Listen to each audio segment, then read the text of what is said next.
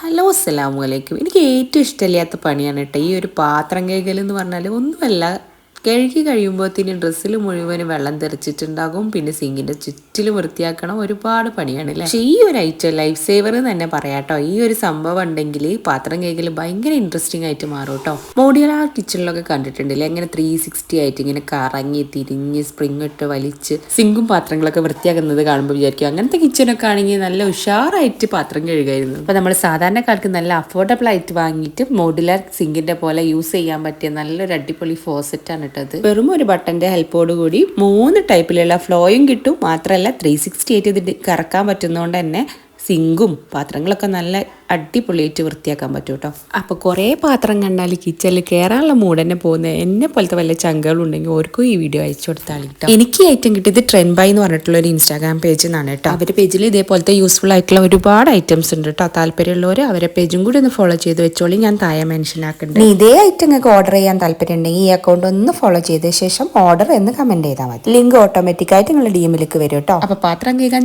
മടിയുള്ള ചങ്കുകൾക്കൊക്കെ ഈ video share ആക്കാൻ മറക്കല്ലേ കേട്ടോ.